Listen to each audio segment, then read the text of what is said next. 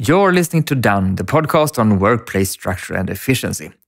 Join me, David Stiernholm, every Monday, 37 weeks a year, as I discuss practical tips and strategies to help you stay organized, focused, and productive.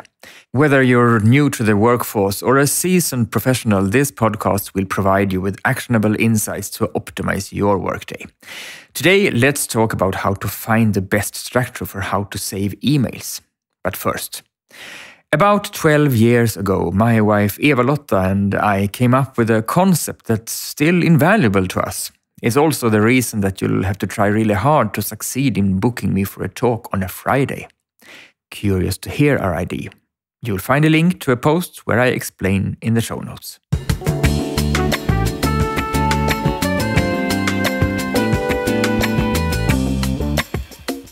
One of the areas I often get questions about is email, and specifically what to do with all the emails you want to keep so that they are both easy to find and so that you don't have them in your face when you don't need to see them. Despite the rise of chat platforms, email is still a highly central tool for most of us, and with that comes a common concern. We often talk about folders, my clients and I. What is a good folder structure in the mailbox? Should they even have one?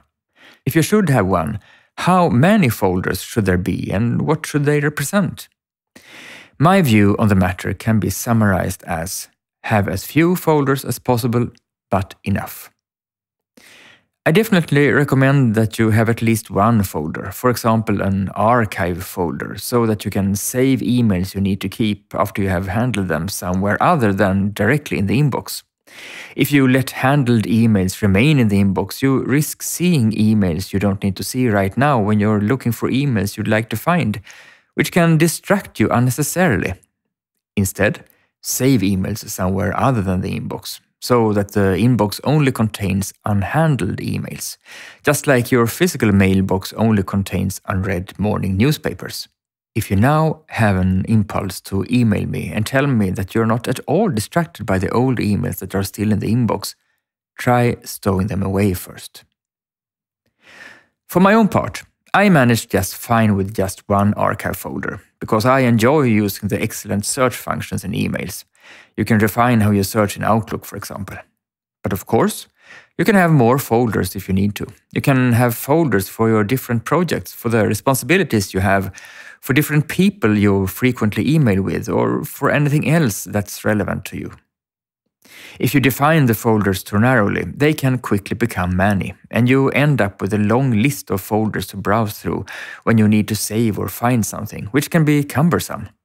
In addition, the risk increases that an email contains information that belongs in two different folders, and you therefore don't know where to put it, which results in you leaving the email in the inbox for a while, and it remains there for so long that you eventually don't dare to move it, because you have forgotten why you left it there.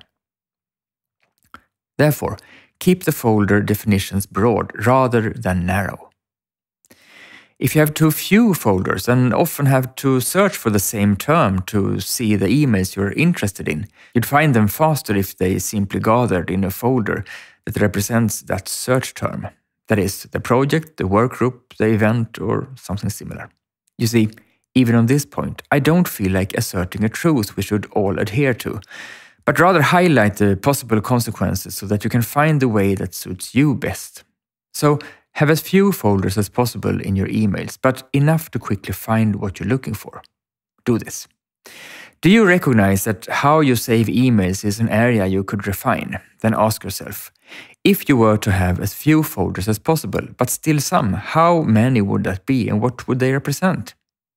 Can you merge some folders if you currently have more than what is comfortable to you? If you currently have everything in the inbox, how about trying a different storage location, even if it's just for a few days? If you create a test archive folder and move everything old to it during the rest of the week, you can always move everything back if you don't like it. Because if you optimize how you save the emails you need to keep, the emails become less of a concern. You still find what you need quickly, but the feeling of daily wading through piles of emails diminishes. If you save emails somewhere other than directly in the inbox, you'll more often experience the pleasant sense of calm that comes from mastering the emails instead of them mastering you. Do you have a folder structure in your emails that you really enjoy? Tell me about it, because I like to see good examples of structures that work well. You can reach me as usual at david@stiernholm.com. Thank you for today and see you again next week.